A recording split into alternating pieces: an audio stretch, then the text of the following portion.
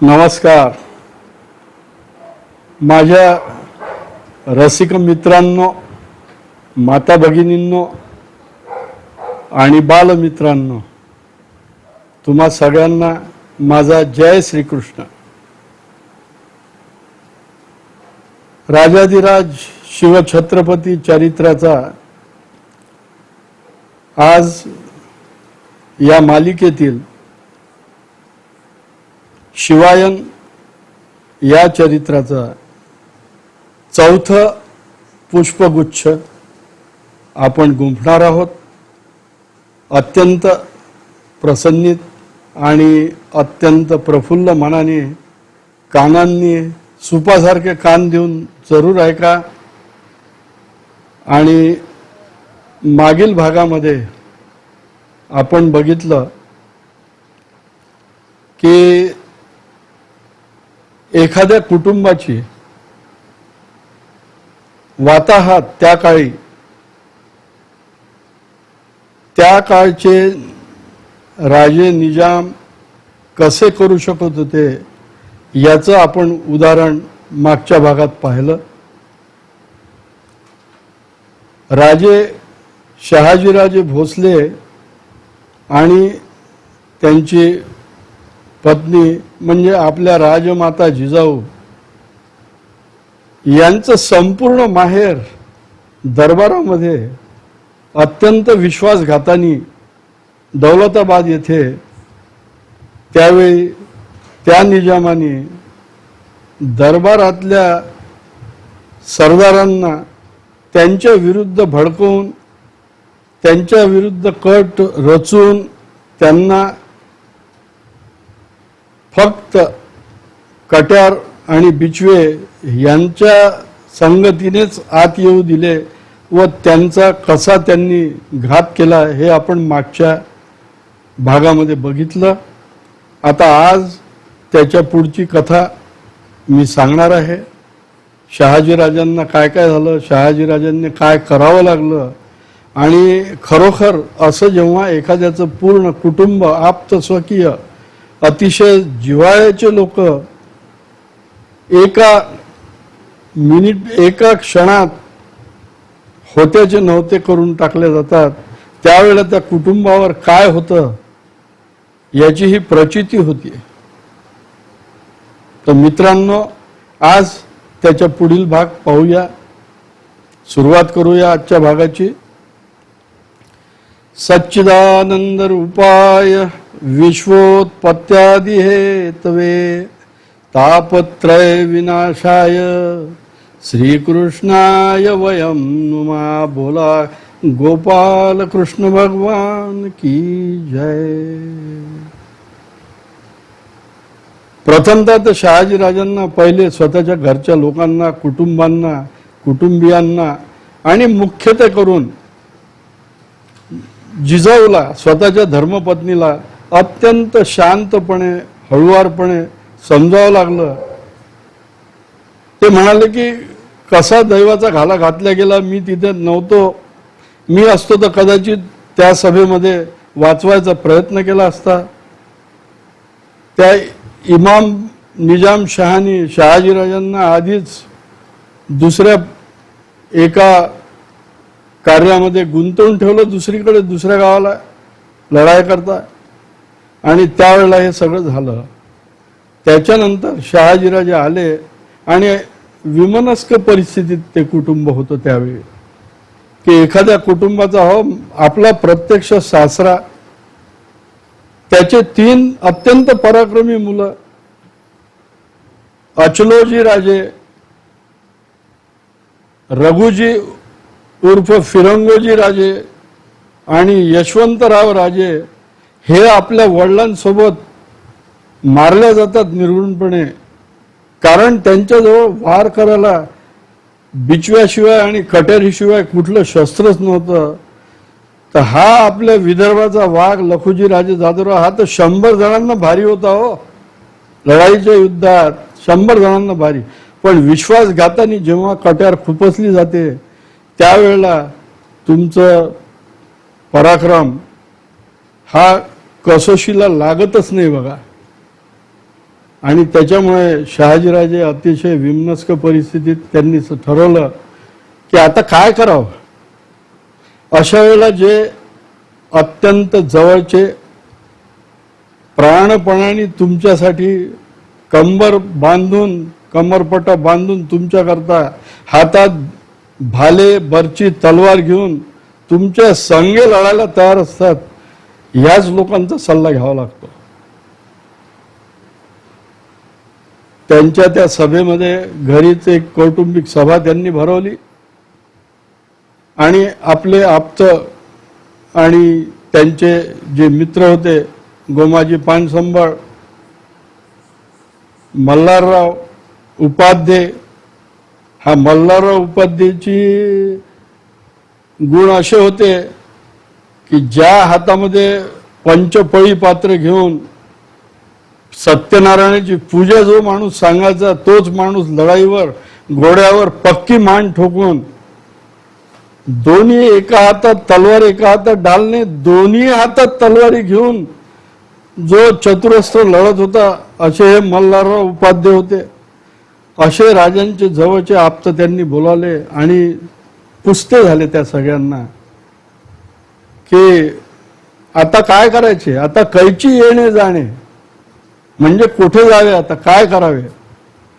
ज्या मालकाची चाकरी इमाने इतबरे केली, ज्या मालकाच्या आज्ञा एका हुकमावर पाळल्या, ज्या मालकाने केलेले इशारे समजून त्याच्याप्रमाणे कारवाई केली प्रत्येक वेळी, अशा या मालकांनी फार मोठं अस्मानी संकट आपल्यावर आणलेलं आहे. आणि इतका विश्वासघात धोका या मालकाने आपल्याशी केल्यानंतर आपली भूमिका काय असावी.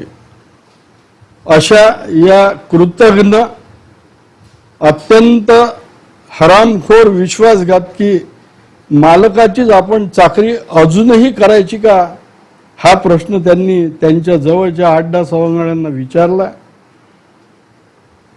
प्रत्येकाशी मसलत केली वेगळी, प्रत्येकाने आपापल्या परीने त्यांना सल्ला दिला, कारण सल्ला विचारला होता म्हणून ते लोक बोलले. आणि त्यांनी सांगितलं की राजे, तुमच्यासारख्या पराक्रमी पुरुषांनी खरं म्हणजे कुठल्याच शाहीची नोकरी करायला नको, परंतु सध्या आपल्याजवळ माणसांची संख्या कमी आहे, लढवय्यांची, आपल्याजवळ उत्पन्नही तितकं नाही आहे आणि आपल्याजवळ लढण्याचे जे शस्त्र आहेत तेही त्या प्रमाणात नाही आहे. तर किमान सध्या तरी वेळ बघता आपण जिथे आहे तिथे राहण्याचा प्रयत्न करावा आणि जे आपल्याला जमू शकेल ते आपण करावं. मुख्य प्रश्न होता की या ठिकाणी राहण्यात धोका आहे दौलताबादला, सगळ्यात मुख्य इथून आपला मुक्काम दुसरीकडे हलवावा, हा त्यांना सल्ला सगळ्यांनी दिला. दुसरीकडे जाणार तर राहणार कुठे. तसे यांना त्या काळी पुणे परगणा, सुपे परगणा, चाकणपर्यंत, जुन्नरपर्यंत शहाजीराजांच्या अखत्यारीत होते दिलेले. आणि त्यावेळेला जे असे परगणे सुपे द्यायचे ते फक्त अस्थायी नसायचे, ते स्थायी आणि शाश्वत दिले जायचे.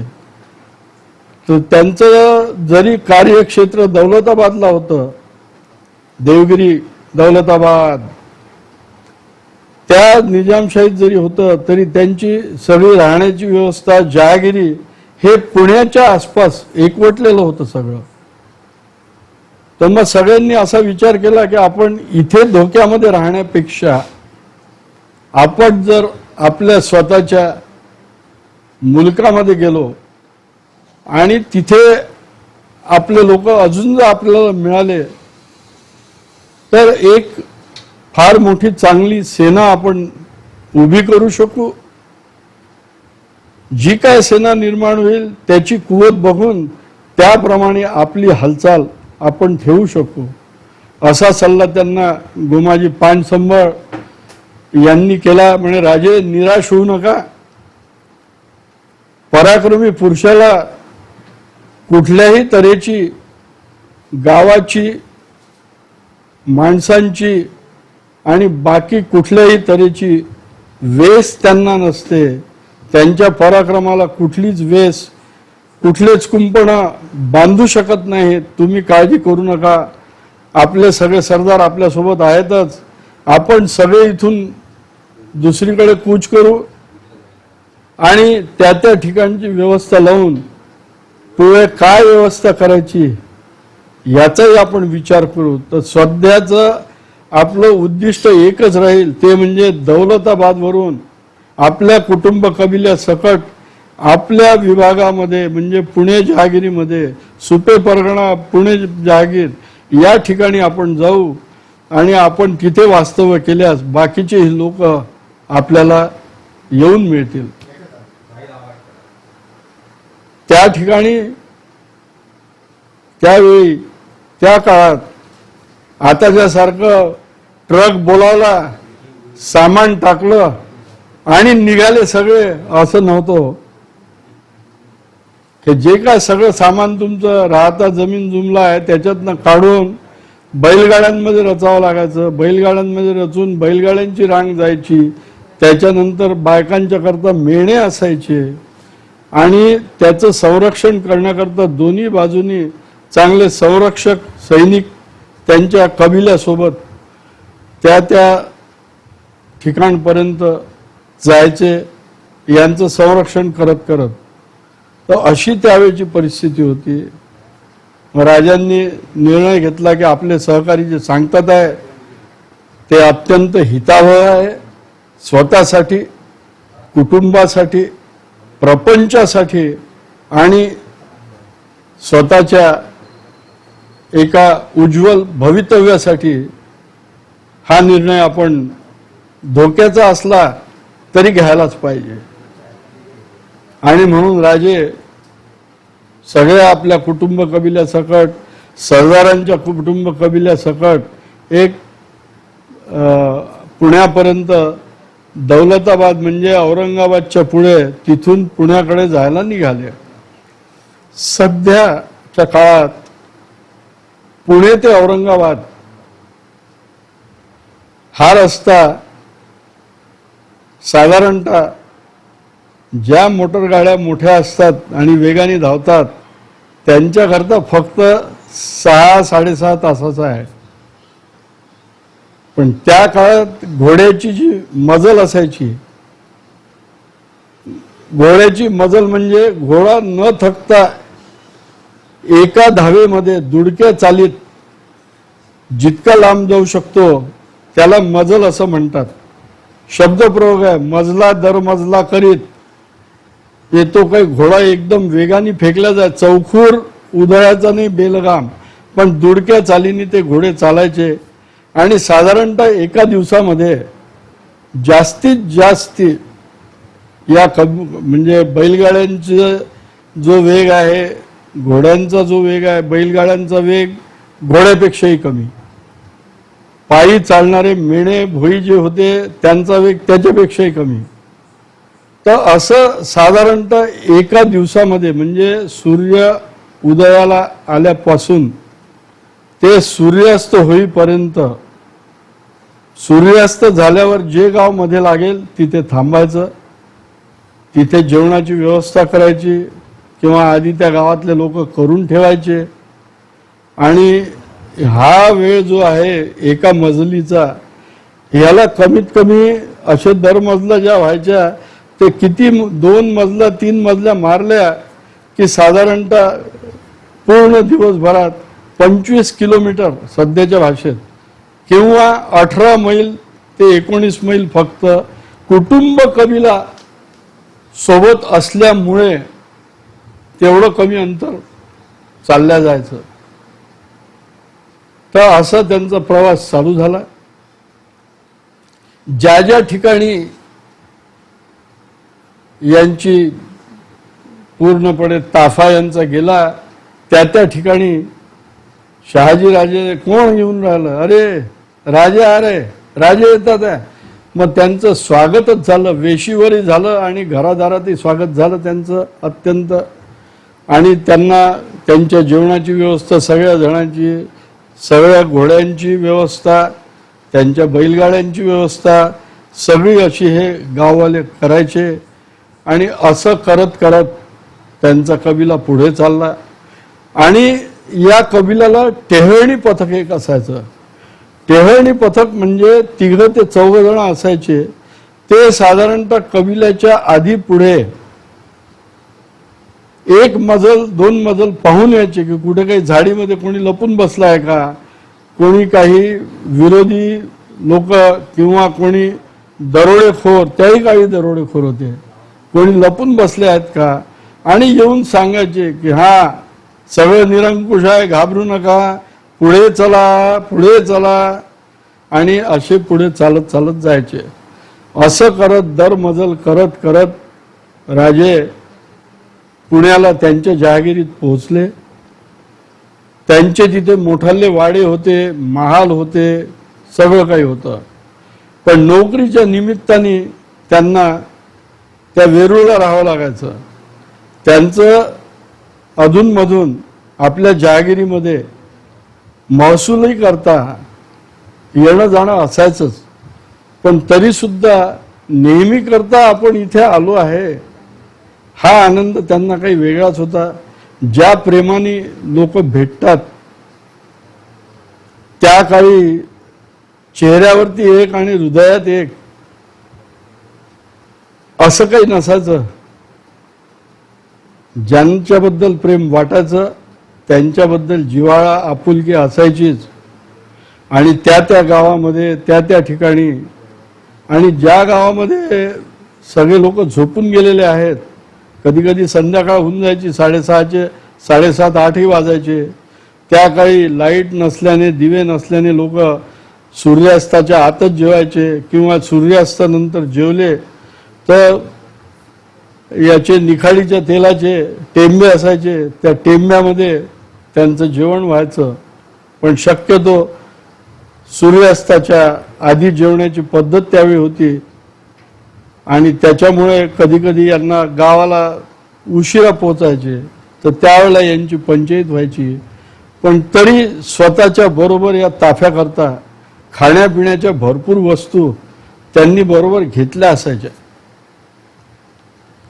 भाट म्हणजे रामसिंग भाटाचं असं वर्णन आहे.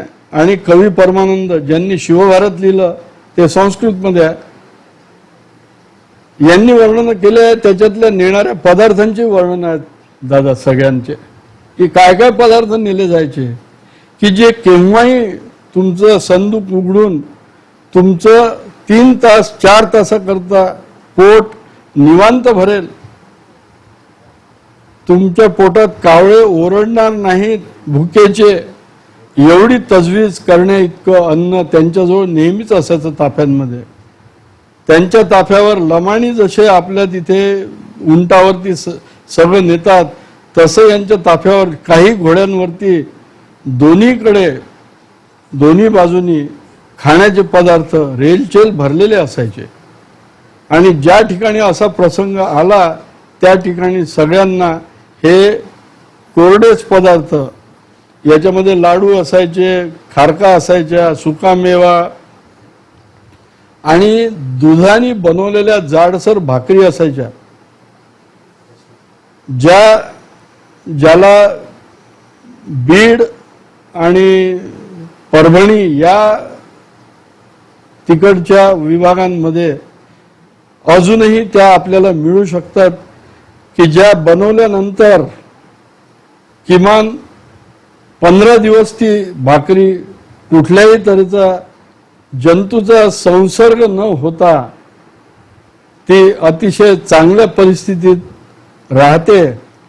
असं सगळं त्याच्यात ठेवलं असायचं. पेंड खजूर असायचे, अजून बाकी सुकामेवा तर पाहिजे तेवढा ठेवलेला असायचा, की सैनिकांना आणि सगळ्या लोकांना जर कुठे अडचण आली तर त्या निमित्ताने खाण्यासाठी म्हणून हे पदार्थ असायचे. कमीत कमी 20 पखाली म्हणजे 20 घोडे. पखाल म्हणजे जी पाण्याने भरपूर भरलेली असते आणि शुद्ध शीतल जलपान लोकांना करता यावं थोड्या थोड्या वेळाने, याच्याकरती जे पखालदार त्या सगळ्या ताफ्याला पाणी पण द्यायचे. आणि अशा रीतीने शहाजीराजे जात जात शेवटी पुण्याला त्यांच्या वाड्यांमध्ये पोहोचले.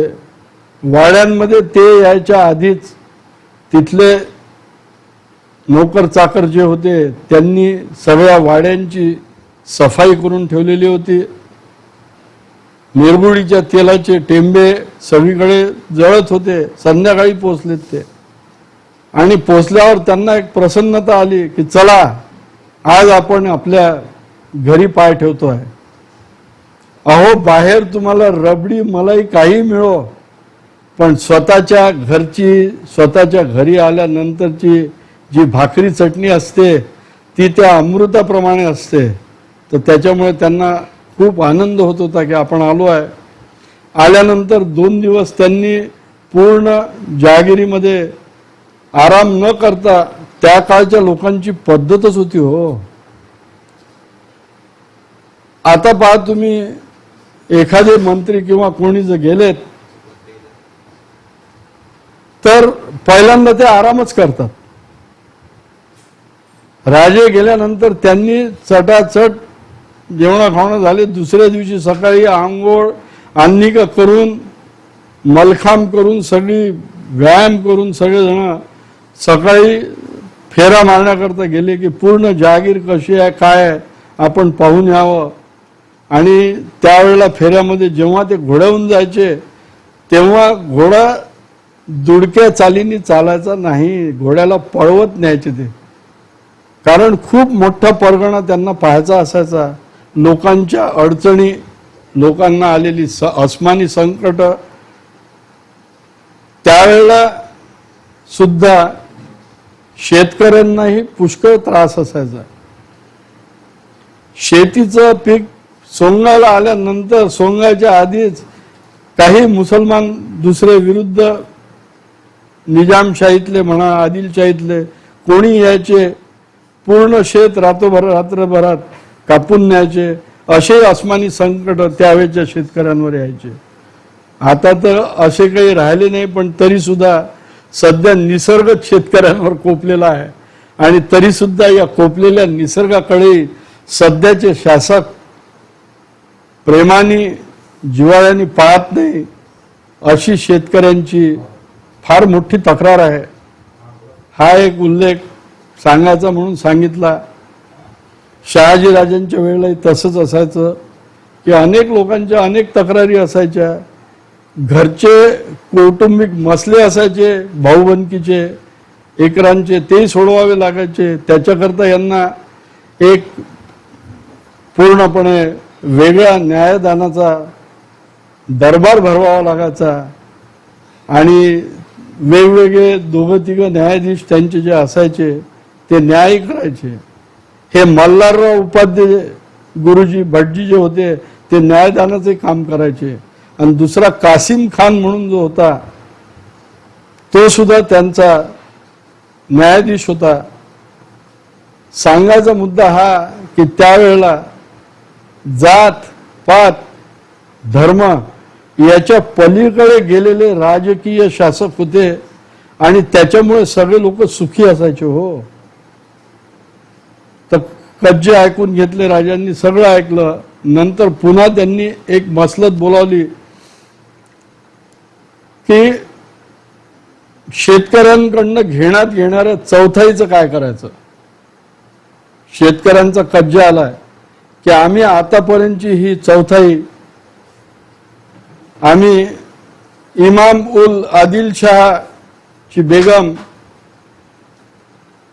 त्यांना आम्हाला द्यावं लागतं, जरी परगणा तुमचा असला तरी.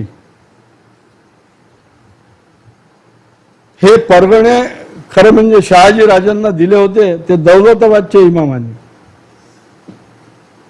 मग आता काय करायचं.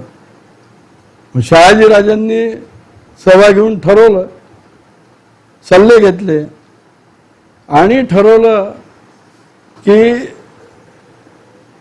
ह्या नागरिकांकडनं जो कर वसूल केला जातो तो अत्यल्प असायचा. कोणत्याच नागरिकाला तो कर देऊ शकत नाही, चुकवू शकत नाही अशी परिस्थिती नसायची.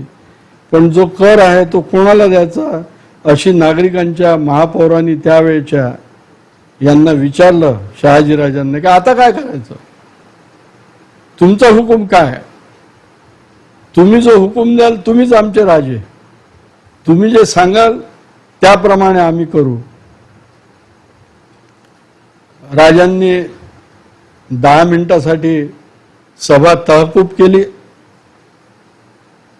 न्यायाधीशांनाही विचारलं, कासिम खान बोलो क्या करना है.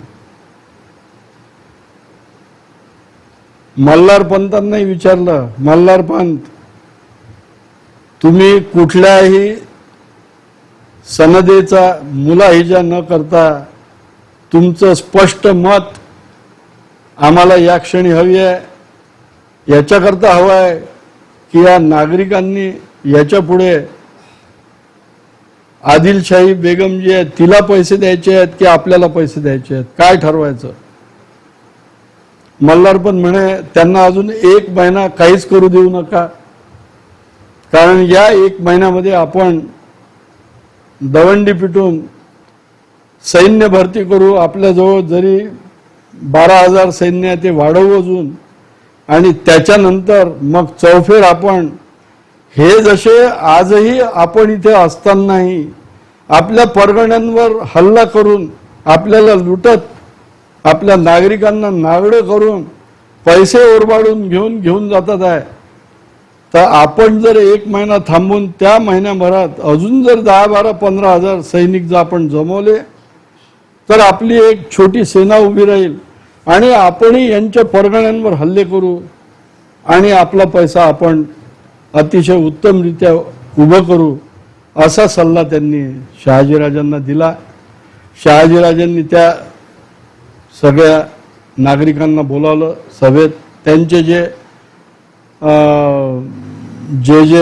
मुख्य बोलणारे होते नागरिकांतर्फे त्या सगळ्यांना बोलावलं की तुम्हाला आम्ही यापुढे अशी विनंती करू, पाहावं राजाचे शब्द पहा, आम्ही तुम्हाला विनंती करू, आताच्या सारखं नाही. आता तुम्हाला एकदम येतो महानगरपालिकेचा टॅक्स इतका भरला नाही 15 दिवसाच्या आत तर तुमच्यावर जप्ती आणू, असं काही नव्हतं हो राजू. त्यावेळेला त्यांनी नागरिकांना अतिशय प्रेमापोटी विनंती केली की विनंती करतो तुम्हाला आजच्या घडीला तुम्हाला तोशीस न लागता, हा शब्द महत्वाचा आहे, कुठल्याही प्रकारची आर्थिक तोशीस न लागता तुम्ही जे काय आम्हाला देऊ शकाल ते आमचे मजूमदार जे आहेत खजिनदार ते स्वीकारतील. आणि ते स्वीकारण्याची वेळ ही सकाळी राहील 10 वाजतापासून तर माध्यान्हापर्यंत. लोकांना परमानंद झाला की चला हे राजे आता इथे आले, आता इथे राहतील, सगळं गोरं गोमट आणि सगळं भगवंताच्या कृपेप्रमाणे सगळं गोमटच होईल अशी त्यांना आशा होती. आणि शहाजीराजांच्याही सुभेदारांना आणि शहाजीराजांचे जे 12,000-15,000चं सैन्य होतं त्यांनाही ही आशा उत्पन्न झाली की आता आपण काही ना काहीतरी चांगलं करू शकू. पण एक म्हण आहे,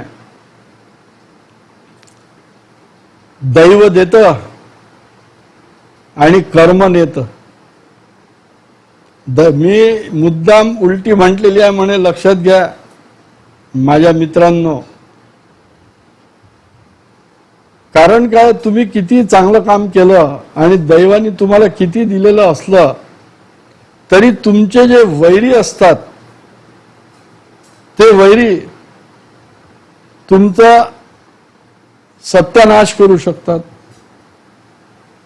तुमच्या घराघरातून पैसे ओढून काढून जबरदस्तीने सगळ्यांना त्रास देऊन वाटेल ते करू शकायची त्या काळच्या या ज्या 5 शाया होत्या, आदिलशाही, दौलताबादची निजामशाही, हैदराबादची कुतुबशाही, दिल्लीची मोगलशाही आणि बिदरची बहामनी राजांची बरीदशाही, या 5 राजा या सगळ्या नागरिकांच्या एकमेकांच्या कुरापती काढून लुटलेल्या संपत्तीवरच त्यांचा गुजारा व्हायचा, असं सगळं चालू असायचं.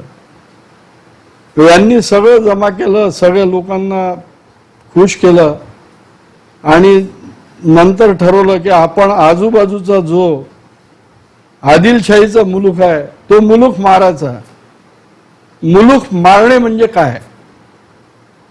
मुलूक मारायचा म्हणजे त्या मुलखात गेल्यावर दवंडी पिटवून की आम्हाला इतके पैसे तुमच्याकडनं हवे आहेत, ज्याला दुसरा शब्द खंडणी आहे, खंडणी मागणे. तर तशी त्यावेळेला प्रथा होती. राजे राजवाडे खंडणी मागायचे आणि त्या खंडणीवर पुष्कळ त्यांचा राज्याचा खर्च चालायचा. आणि जे त्या राजांचे मांडलिक जे असायचे, म्हणजे त्या राजांच्याकडे नोकरीवर ठेवलेले सरदार बरकदार जे असायचे त्यांना सुद्धा ते खंडणी द्यावी लागायची. तर अशी खंडणी मागू आणि शहाजी राजांनी बेगुमानपणे बेधडकपणे आपलं सैन्य घेऊन जिकडे तिकडे आदिलशाहीत मुलूक मारणं सुरू केलं. बघा, पराक्रम तर होताच, धोरणं होते पक्के काय करायचं आहे. शहाजी राजांचे धोरणं होते, कुठल्याही स्त्रीला, कुठल्याही मातेला, कुठल्याही लहान मुलांना, कोणत्याही सैनिकांनी कुठल्याही तऱ्हेची शारीरिक मानसिक इजा पोचवायची नाही. प्रेमाने जेवढं ते घेतील आणि धाकाने जेवढं देतील तेवढं घ्यायचं आणि निघून जायचं. आता जेव्हा एखादा मुलूक मारला जातो तिथे तुमच्या आवडीचे आणि नावडीचे दोन्ही परिजन असतात. तिथले जे आदिलशहाच्या आज्ञेत आणि आदिलशहाच्या प्रमाणे वागणारे जे नागरिक होते त्यांनी ताबडतोब ठरवलं की तिथून जायचं, विजापूरला अर्जी द्यायची तिथे किंवा या गावामध्ये शहाजी राजांनी धुमाकूळ घातला आणि आम्हाला सगळ्यांना बर्बाद केलं. एका मराठी राजाने बर्बाद केलेलं चालायचं नाही, पण निजामशाहीने जेव्हा किंवा आदिलशाहीने जर घाला घातला तर वाह वाह वाह वाह करत बहुत अच्छा बहुत अच्छा असं करत चालायचं. ही त्यावेळच्या या समाजाची प्रथा होती. आणि त्यांनी ठरवलं की आपण आता शहाजी राजांनी सुपे, चाकण, जुन्नर इथपर्यंत मजला मारत त्यांनी घेतलेली आहे खंडणी आणि हे, तर आपण याची दखल घेऊन एक दखलपात्र गुन्हा शहाजी राजांच्या नावाने आदिलशहाच्या बेगमीच्या दरबारात करायचा आणि बघायचं पुढे काय होतं. ते काय असतं, एखाद्या राजाकडे किंवा एखाद्या शासकाकडे म्हणू आपण, अशी तक्रार जेव्हा खूप नागरिकांची जाते त्यावेळेला त्याचे कान उघडतात आणि तो ऐकायला लागतो राजा. आणि काही राजांना तर थोडंसंही कोणी काही हलक्या कानाचे जे असतात काही राजे, त्यांना थोडंसंही कोणी काही सांगितलं की पटकन पटतं ते, हा हा ये बहुत हरामखोर है शाहजी, इसको तो नेस्तनाबूत करना चाहिए. तर त्या लोकांनी जाऊन बडी बेगम होती तिथे आदिलशहाची आई, तिने दरबार भरवला आणि तिने सांगितलं, काय सांगितलं असेल हो तिने सांगितलं की ये जो मगरूरी से जो शाहजी राजा अपने मुल्क पे लोगों पे जो पैसा लूट रहा है, जो संपत्ति लूट रहा है उनसे, उसको कैसा भी करके रोको। ये जो लोग उनको पैसा दे रहे हैं उन्होंने अपने को पैसा देना चाहिए, और ये देखो कि शाहजी वहां पे नहीं है उस वक्त जाना। राजांनी पुष्कळ अशी संपत्ती गोळा केली 2 महिन्यात, आणि त्या काळात त्यांच्या विरुद्ध अनेक तक्रारी पण आदिलशहाच्या दरबारी गेल्या। आता काय असतं, ज्या वेळेला एखाद्या सत्तेमध्ये आणि तुमच्यामध्ये विचारांची आणि आचारांची तफावत येते खूप, त्यावेळी संघर्ष होतो। इथेही असंच झालं। त्यावेळी बेगमेने ठरवलं की याचा बिमोड करायचा पूर्णपणे, हा उभाच राहायला नाही पाहिजे शहाजी पुन्हा। मग अशा वेळेला काय करायचं, तिने दरबार भरवला आणि सगळे जे जे अत्यंत पराक्रमी सरदार होते, सुरमा ज्यांना म्हटलं जायचं, असे कोण होते हो, तुम्हाला नावं सांगतो, तुम्हाला आश्चर्य वाटेल की त्यावेळेला असा विचार नसायचा की अरे हा तर आपल्या धर्माचा आहे, हा आपल्या जातीचा आहे, हा आपल्या भावकीतला आहे, हा आपल्या नात्यागोत्यातला आहे, हा आपल्या रक्ताचा आहे। केवळ बादशाहाने सांगितलं म्हणून याच्यावर आपण चालून जायचं, हे त्यावेळी नव्हतं। बादशाहाने हुकूम दिला की बर हुकूम सरदार चालायचे। पद्धत अशी होती त्या काळी की कुठलीही मोहीम आखताना दरबारामध्ये चांदीच्या मोठ्या तपकात त्याच्यावर गुलाबी पाकळ्या टाकून अशी झिरमिरीत नक्षीदार कपड्यांची आणि नक्षी असलेली जाळीदार सुंदर रेशमी आवरण त्या चांदीच्या याच्यावर झाकलं असायचं, आणि त्याच्यात 3 ते 4 विडे ठेवलेले असायचे। त्याच्यात त्या सरदाराला ज्याला पुढे जायची हिंमत असायची, ज्याला काहीतरी करून दाखवण्याची उर्मी असायची, आणि ज्याला बादशाचं प्रिय करायचं असायचं की नाही आपण बादशाच्या अजून जवळ गेलं पाहिजे, आपण जे बादशाचं काम केलं तर आपल्याला इनामी भरपूर मिळेल, आपल्याला एखादी जहागीर मिळू शकेल, आपण जिंकलो आणि बादशाला भरपूर रत्न सगळे जर आणून दिले आणि सगळी संपत्ती आणली तर बादशाह आपल्यावर मेहर नजर होईल, अशी त्या काळची भूमिका असायची। अर्थात माझ्या मित्रांना तुम्हाला सांगतो, काळ जरी बदलला तरी देवानी माणसं बदलली नाहीत हो, आजही माणसं तशीच आहेत त्या काळातल्या सारखी। त्या काळी बादशाची हुजरेगिरी करायची, आजकाल शासकांची हुजरेगिरी करतात। हे अत्यंत परखडपणे न सांगता लोक त्या शासकांची अगदी हुजरेगिरी करतात सध्याही। हे अत्यंत दुःखी मनाने मला सांगावं लागतंय, दुःखी अंतःकरणाने सांगतोय, त्याला काही इलाज नसतो। मग त्या बेगमेनी दरबार भरवला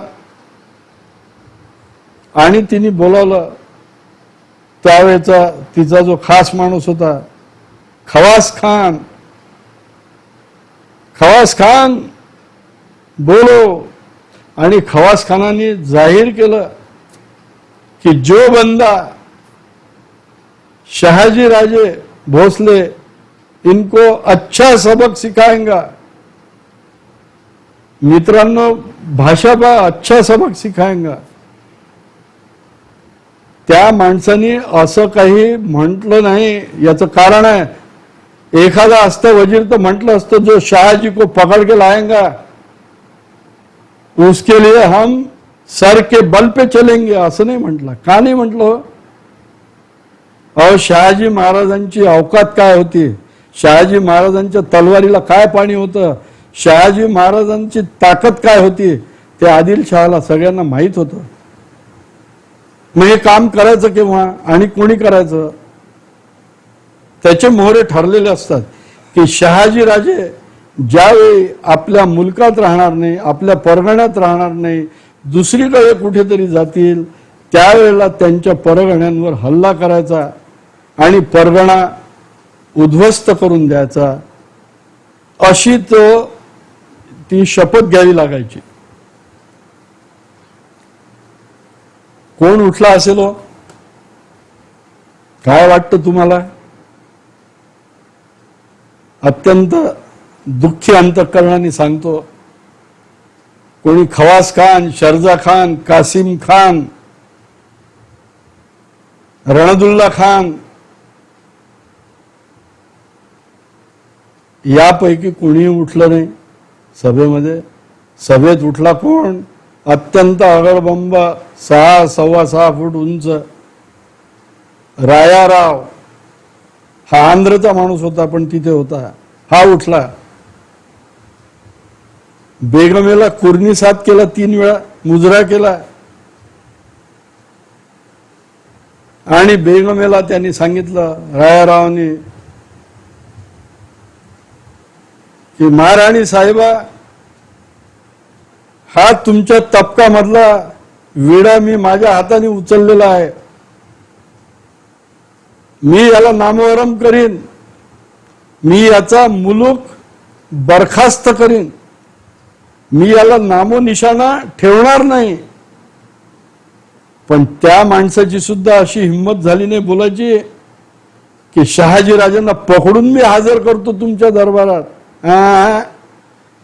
अहो, शक्यच नव्हतं. तेवढी ताकदच नव्हती. सेना असेल भरपूर, पण तेवढी ताकद तर पाहिजे समोरासमोर युद्ध करायची. फक्त त्यांनी एक अट घातली की बेगम साहिबा, मैं उसका जो हिसाब करूंगा मेरे ढंग से करूंगा. माझी फक्त एक अट आहे.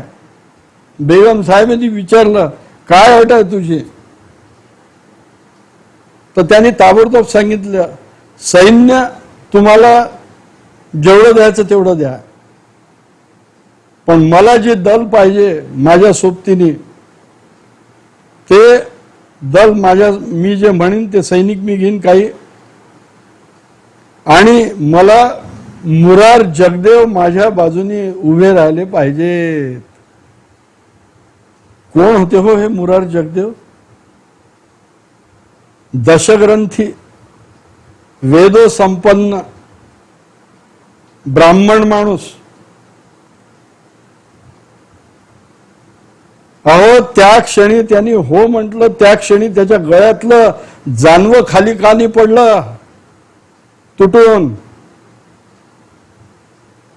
की मी सिसोदिया वंशाच्या, महाराणा प्रतापच्या वंशाच्या अत्यंत पराक्रमी, जो मला भावासारखा आहे, ज्यांनी मला अनेक वेळा मदत केलेली आहे, त्या माणसाच्या विरुद्ध मी त्याचा परगणा बेचिराग करण्याकरता चाललेला आहे. लाज वाटायला पाहिजे होती त्या मुरार जगदेवला आणि त्या रायारावाला, दोघेही ब्राह्मण. तर अशी ही शापित असलेल्या ब्राह्मणांची मानसिकता आहे मित्र हो. एखादा असतं तर म्हटलं असतं, नाही महाराणी, उनके साथ अत्यंत पराक्रमी ते असल्याने त्यांना आपल्या बाजूनी वळवा, असं कोणीही सुचवलं नाही त्यांना.